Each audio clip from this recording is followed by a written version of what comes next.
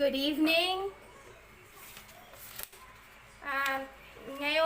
Today, gagawa ako ng Indian Ayurvedic medicine to boost the immune system. Lalo na ngayon, may corona. Ito ang iniinom namin. Hindi kami nagtitake ng vitamin C. So, ito lang yung ginagamit namin. Okay to siya, guys. Tubig lang. At saka ipapakita ko sa iyo kung ano yung mga ingredients na ginagamit namin. So, punta muna tayo guys sa maliit kong garden. So guys, ito yung garden ko. Papakita ko sa inyo. Ito muna. Ito yung sa labas namin. Papakita ko sa inyo. So, ito yung garden ko guys. So, may ito siya, guys, coriander sa India, sa India ng pangalan coriander, sa English naman cilantro. Ito yan guys, cilantro.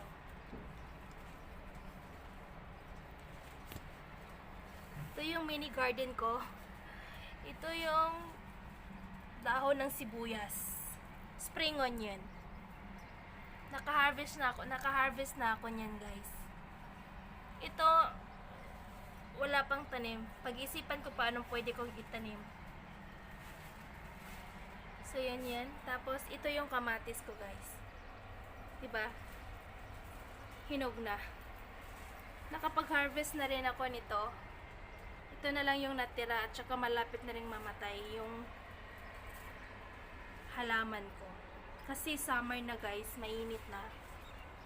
Parang yung kamatis pang winter lang ata yan dito sa Dubai. Ewan ko ba, namamatay yung tanim ko. Kaya kayo guys, magtanim-tanim kayo. Basta may kayo, paglagyan ng lupa, yung parang soil, pwede na yan pagtamnan. Nagtatanim ako. Ito yung mint. Ginagamit ko siya kapag gumagawa ako ng lassi. Indian drinks yun guys. Lassi yung nilalagyan mo ng yogurt, mint leaves at saka mango. Yun. Shake. Parang shake pero instead of milk, ginagamit ko yogurt. Tapos lagyan ko ng mint. Tapos pag nagbibiryani ako, tapos bukas, gagawa ako ng pudina. So, mint leaves din yun ang kailangan ko. So, gamit na gamit to sa akin, guys. Kapag bibilhin sa labas, gayang mahal nito, guys. Tsaka, madali din tong alagaan. So, walang problema. Ito yung tulsi, guys. Ito yung sinasabi ko na gagawa ako ng Indian Ayurvedic KADA to boost your immune system. Lalo na ngayon guys na may corona. So, kailangan iinom tayo nito. Pinapakuluan lang to ng tubig guys. So, siguro mga 5 to 6 leaves, okay na. Tapos, pinapakuluan sa 1 liter na tubig. Tapos, ito yung isang kamatis ko. Dalawa yung kamatis ko eh. Yung ba tawag dun? Dalawang halaman ng kamatis mayroon ako. Tingnan mo guys, ang gaganda, di ba? So kahit nasa ka lang guys, kahit nasa studio ka lang nakatira, dapat para-paraan yung mga balcony pwede mong pagtamnan. Tapos ngayon, mag-harvest tayo kasi gagawa ako ng Ayurvedic medicine. So, itong kailangan natin.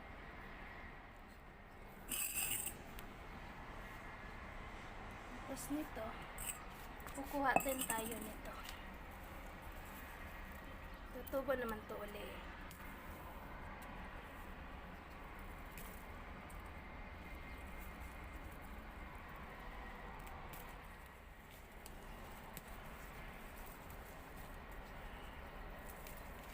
Dami itong nakuha guys.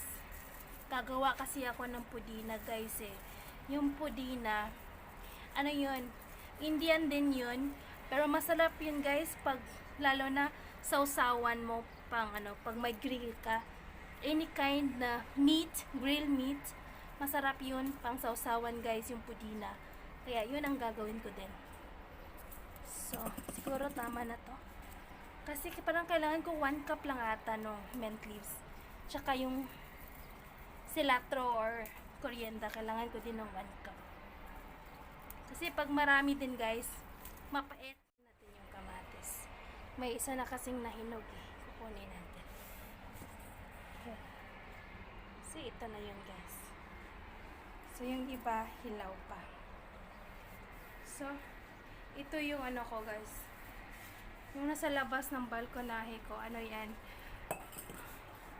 Yung mga upuan. Kasi hindi magkasya sa loob ng bahay. Nasa studio lang kasi ako nakatira.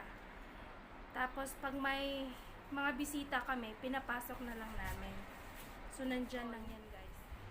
Yung nandyan, mga ano yan, pharmacy at saka mga restaurant yan. So yan guys. Dito ako nakatira. So dito, ito yung sky court guys.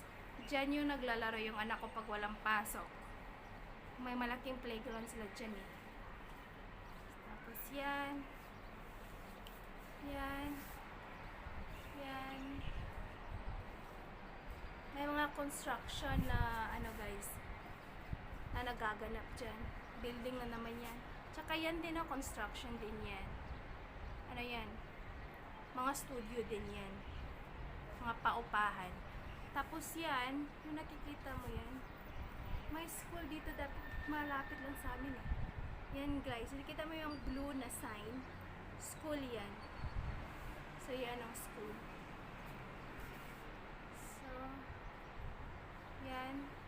Nasa main, kasi malapit lang kami sa kalsada. Pero sa outskirt na to ng Dubai guys. So hindi talaga kami sa main road ng Dubai. So lalabas pa kami siguro mga mga 5 minutes drive bago kami makarating sa main road So yan, lahat yan. Guys. So nandito na ako sa loob ng bahay. Ito yung nakuha natin sa garden, yung may isa akong kamatis.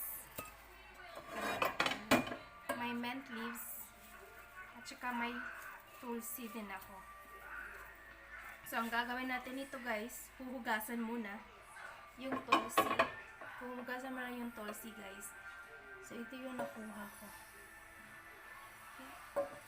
Ito yung kamatis ko. Nag-iisang kamatis lang guys.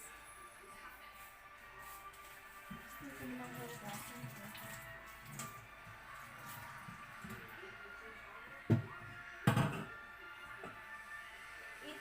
Pudina guys, pudina, gagawa ako bukas pa lang. So, gagawa ako bukas ng pudina. So, hindi ngayon guys, kasi gabi na. So, hugasan ko muna.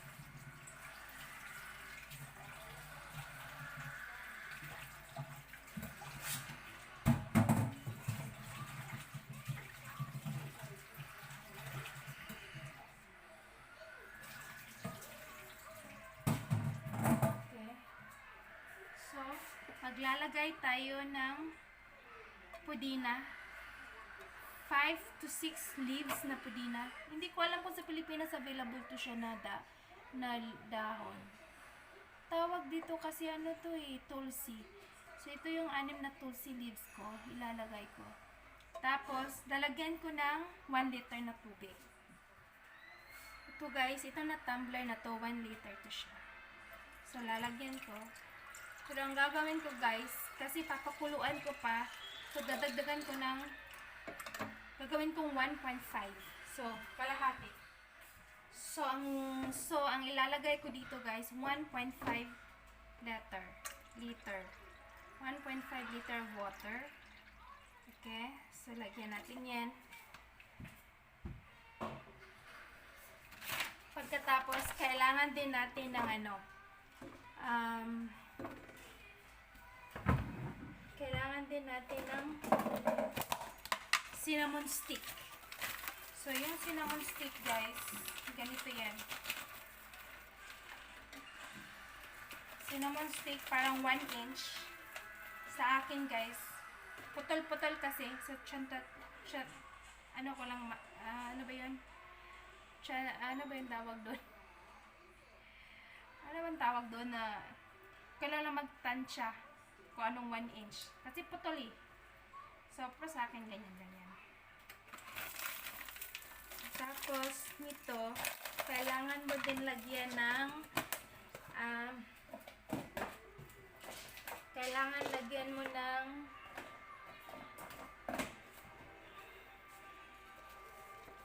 black pepper. Black pepper. 6 lang guys. 6 ha. Huwag marami. 6 lang. 1, 2, 3, 4, 5, 6. Okay. 6 lang guys.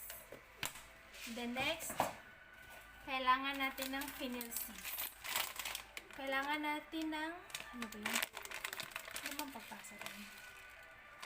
Kailangan natin 1 tablespoon of fennel seed. 1 tablespoon of fennel seed. Then, kailangan din natin ng cumin seeds. Kailangan din natin ng cumin seeds. Cumin seeds, 1 teaspoon lang guys. 1 teaspoon. Cumin seeds. Ito yung cumin seeds guys. Ewan ko ba kung kita niyo? Ito yung cumin seeds. Kailangan nyo ito, 1 teaspoon. Cumin seeds. Then, gloves. Kailangan natin ng gloves, 4. So, we need 4 gloves. 4 gloves. Tsaka yan. Then, cardamom.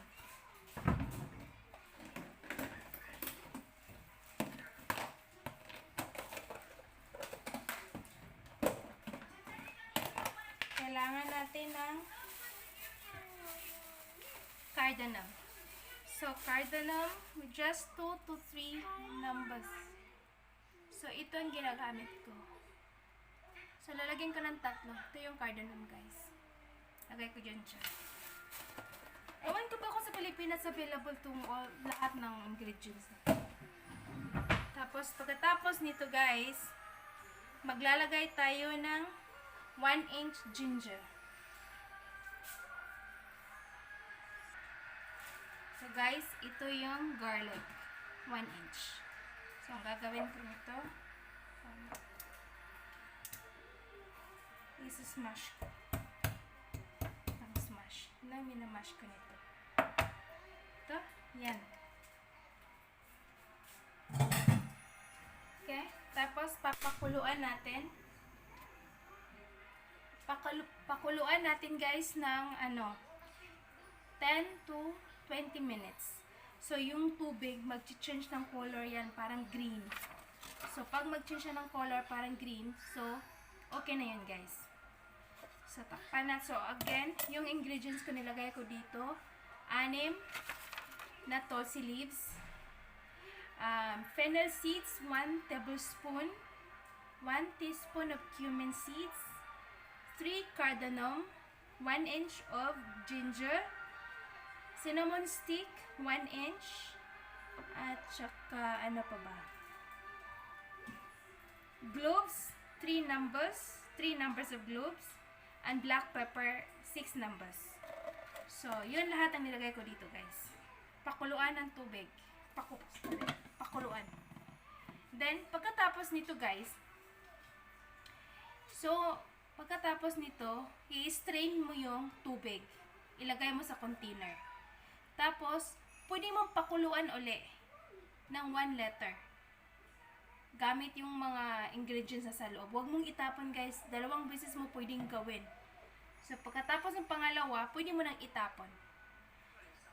Tapos, iinumin mo to kahit mga mga quarter glass nito. Lagay mo sa baso. Mga quarter lang. Uminom ka everyday, morning, kahit evening. Uminom ka nito. Maganda to guys para sa sa immune system natin. Ano siya? Ayurvedic, organic, Indian medicine. So, ito ang ginagamit namin ngayon, guys. Hindi kami nagtitake ng vitamin C. Ito lang talaga ang ginagamit namin.